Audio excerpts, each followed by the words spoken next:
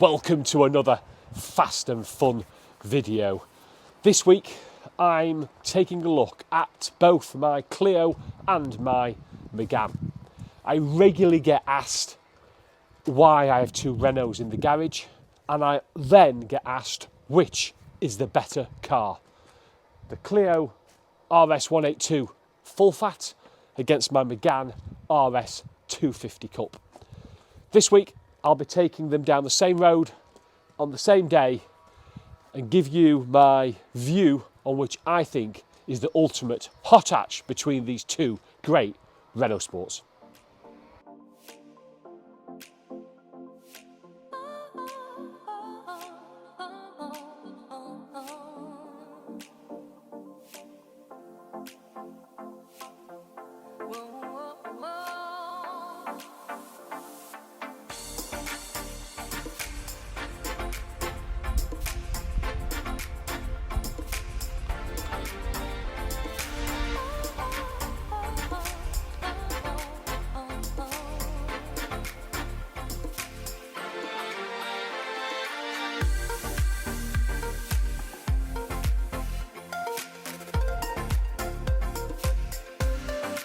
So on the face of it, both these cars are very similar.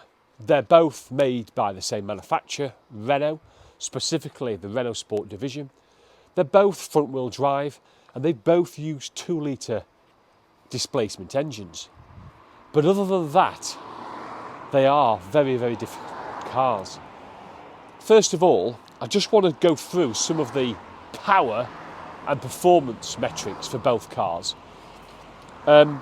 If we take a look at the Clio by its very nature is 182, so that was 182 PS. In brake horsepower terms, that's 180 brake horsepower. Whereas the Megane is 250, well, by the name again, 250, but it's actually 247 brake horsepower. Although, it has to be said, that I think appeared on quite a lot of the initial cars to be quite a pessimistic view. And I think quite a few of the cars were pushing out more than that, and probably up to 260 bhp as well. So, but on paper, the Clio is down by around 70 brake horsepower.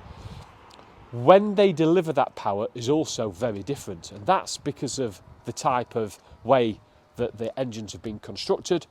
The Clio, normally aspirated, all the power is delivered at the top end, so peak power is at 6,500 revs, and it really doesn't come on song till over 5,000. So it's very much top end, normally aspirated power delivery with the rev limiter north of 7,000. So it's a real screaming type of engine.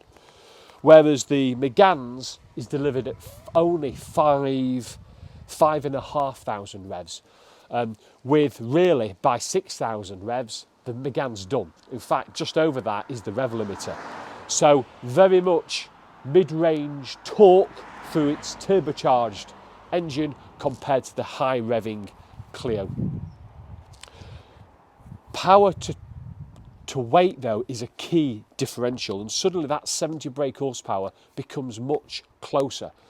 The Clio comes in at a modest or low weight of only 1,100 kg. Whereas the Megane is 1,387, so nearly 1,400 kg. So that Megane is carrying 300 kilograms more weight than the little Clio. Put that into perspective, I'm 16 stone, 100 kg, so it's like the Clio's got to take 3 of me in the Clio to get that Clio weight up to the Megane. So there's quite a bit of weight difference. What does that mean in brake horsepower per tonne?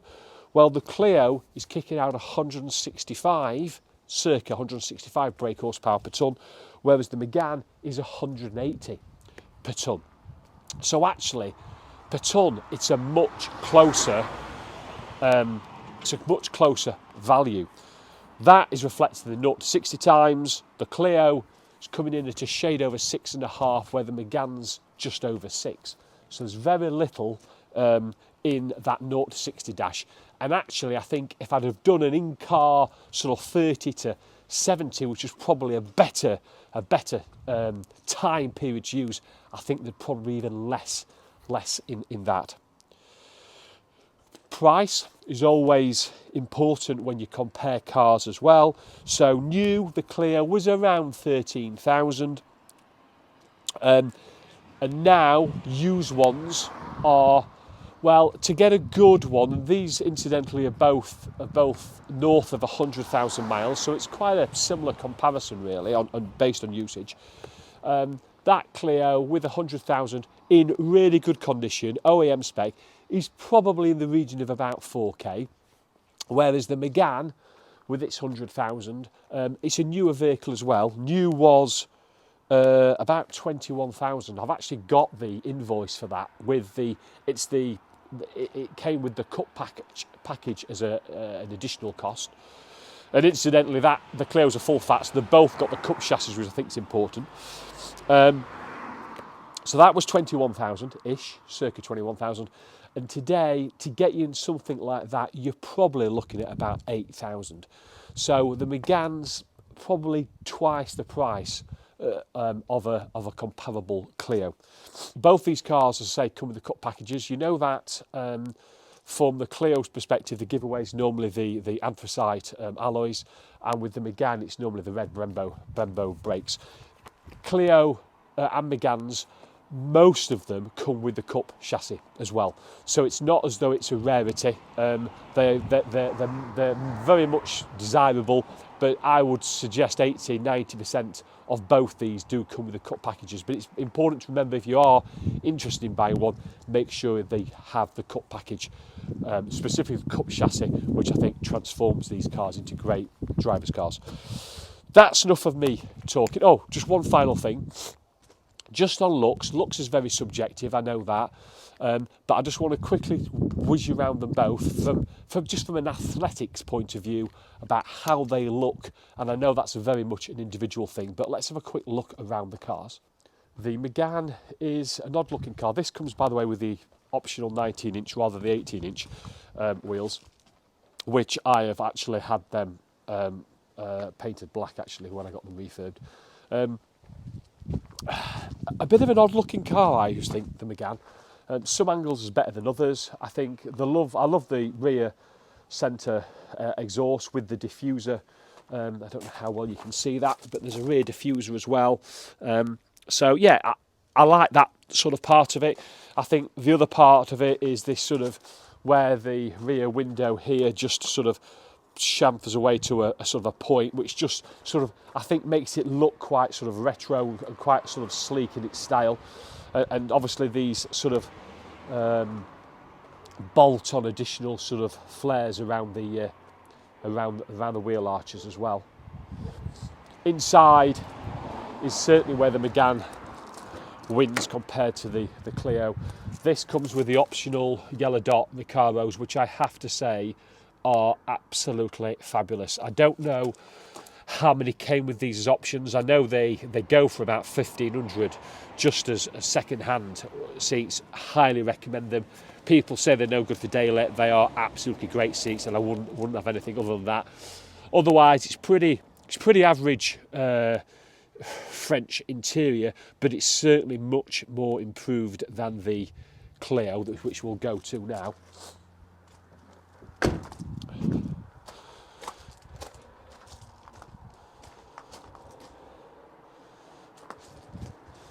The Clio is, again,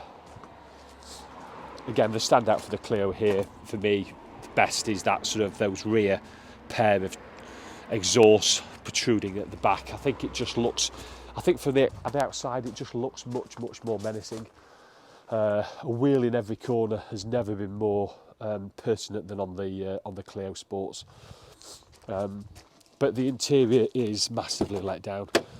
And if you just look at it, it's a very poor interior.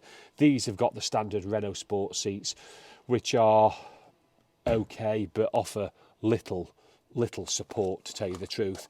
It's got the oversized steering wheel, it's got really cheap, nasty plastics, and the interior is well, it's maybe 1 star out of 5 at best, and certainly loses out massively to the Megane.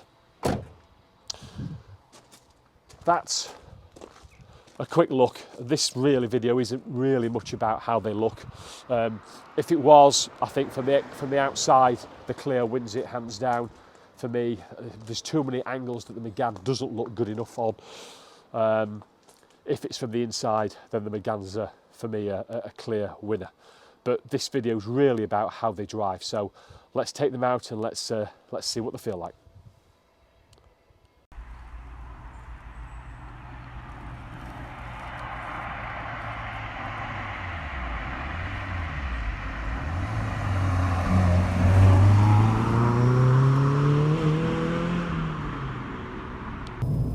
As soon as you get into the Clio, within the first mile or so, it's very evident what the car is like.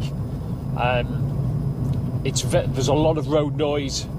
It's very shaky, very rattly. You've got to think these Clio 182s are 15, 16, even 17 years old now. And they're lightweight French cars, so there's a lot of background noise, there's a lot of vibration, a lot of rattling, etc.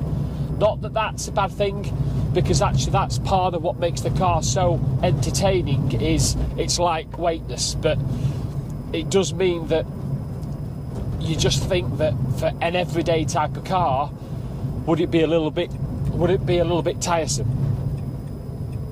But when you get into the first corner,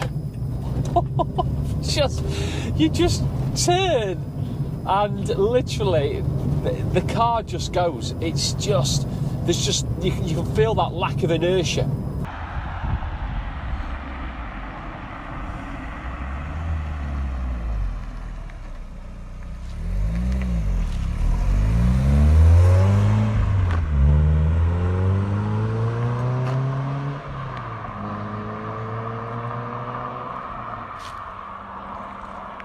The engine is just a brisk car at normal revs, but it's not until you really keep your foot buried, when actually your brain is saying change up, you don't. You need to keep your foot planted, because there's a real kick at 5,500 revs, and it really, that's where it comes on song. So to get the most of a Clio, you've really got to be driving it at 10 tenths all the time. But that's one hand. I don't know if you can hear that. Now it kicks. Absolutely takes off. Really quick. Really lively. And the way it just turns in. But you've got to be committed in the Clio. It really says to you, come on, is that all you've got? Really, absolutely, get it on fire. And this car is absolutely deadly on roads.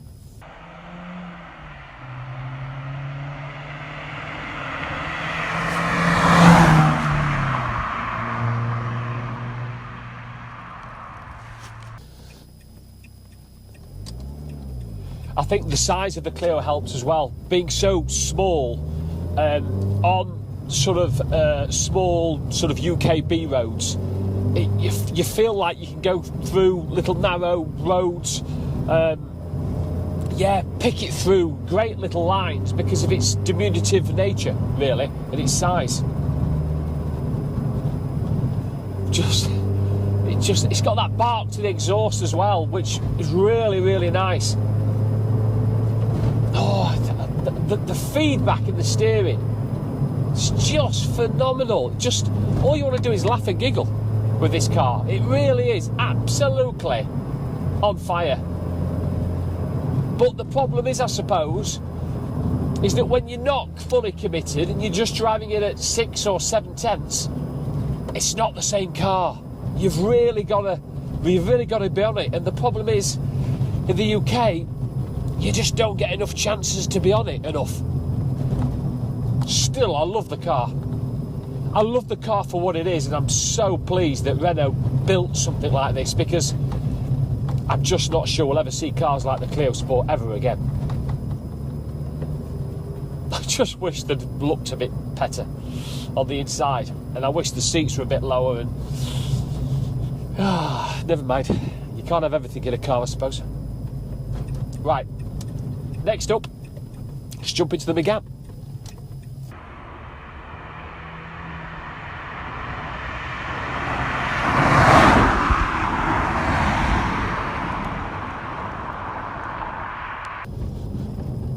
So jumping out of the Clio and into the Megane, the difference is so stark with regard to the internal inside of the car. The seats, these yellow dot Recaros, absolutely magnificent they are. They really hug you. You sit much lower. You've got the steering wheel's in the right place, and everything feels better. You're just in a better driving position. Everything about it is a step up over the Clio. But it also rides it's much more refined on the road, even though this runs the optional 19-inch rather than the standard 18-inch alloys. But again, turning, it really isn't. It's just turning is just as crisp. It's just as sharp as the Clios. It just feels that bit more refined. Here, going at speeds, you get that mid-range torque means that you can go that much quicker, that much easier in the Megane. Probably only driving at 6/10 at the moment, but covering ground much quicker. It feels like you're much quicker than in the Clio.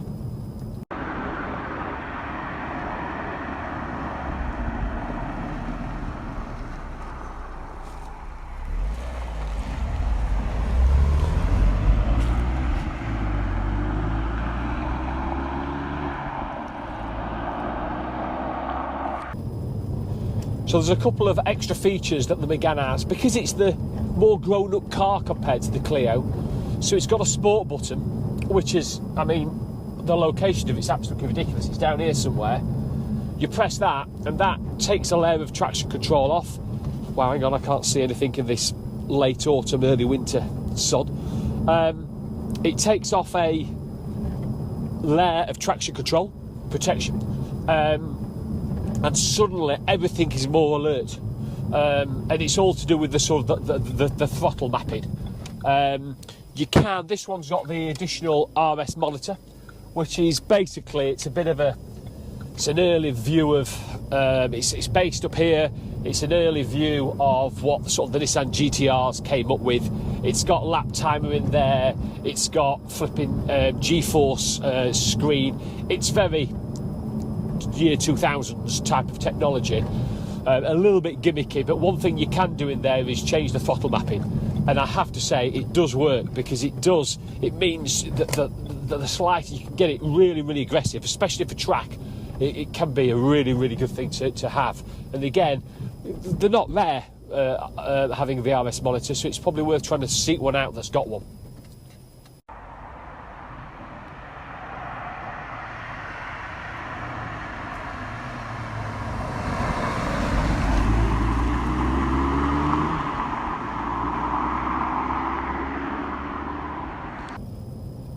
One thing I always find strange with them again is the dials. They're sort of the slope away from you, not to you.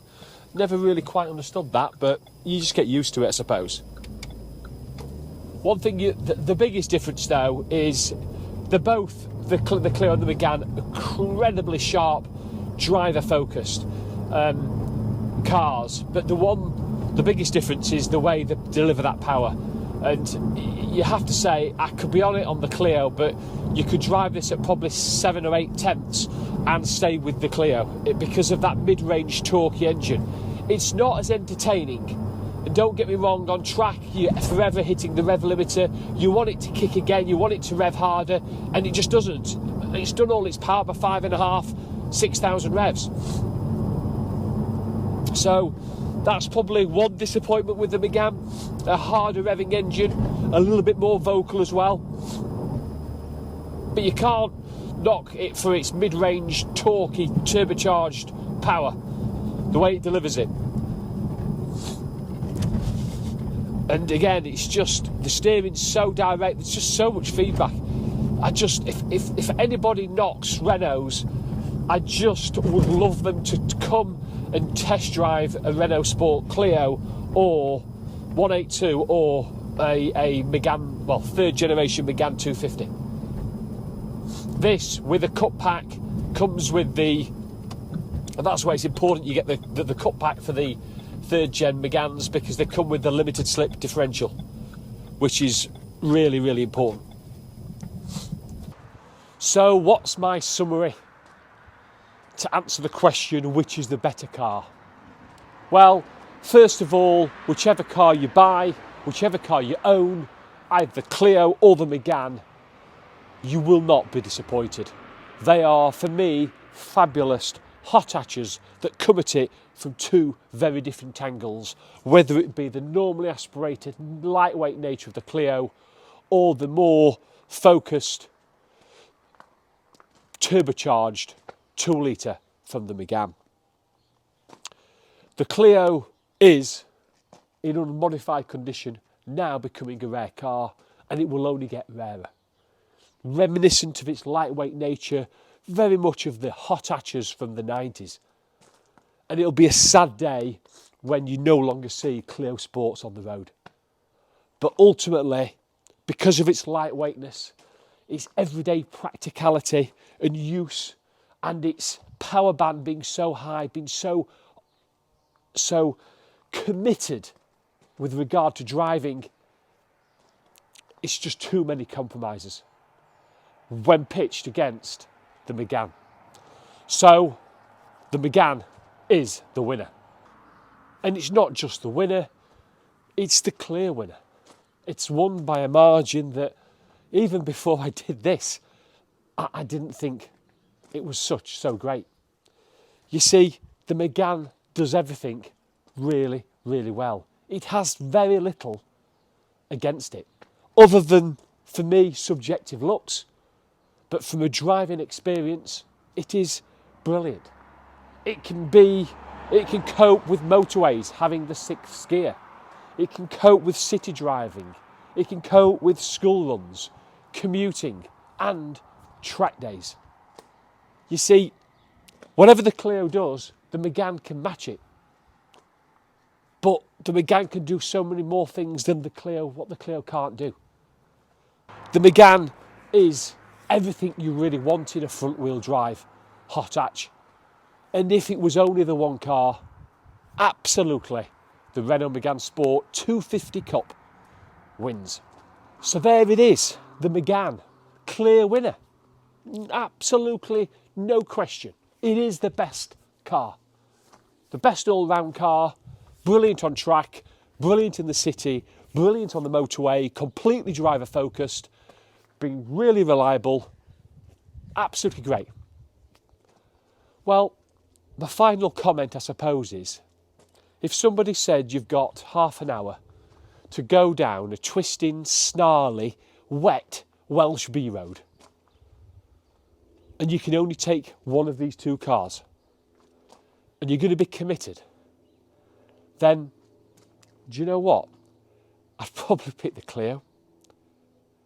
Why? Because at the right time, at the right location, the Clio is a hugely entertaining car. But you've got to be committed. And it's like the annoying young sibling that continuously won't go away. It's like the little pet terrier that's snapping at your ankles. Really annoying. This Clio has chased down new BMW M4 competition. It's chased down a Cayman S. It's even gone up against the Ariel Atom in Wales. And not one of those exotic cars could pull away from that Clio. It is that annoying little French hot hatch that just won't go away. And you've got to give the Clio that. So yes, it's not as good as the Megane, but by God, it's a flipping great car. I hope you enjoyed the video. If you did, as always, thumbs up. Please subscribe down here somewhere. And stay tuned. Another video coming up really, really soon.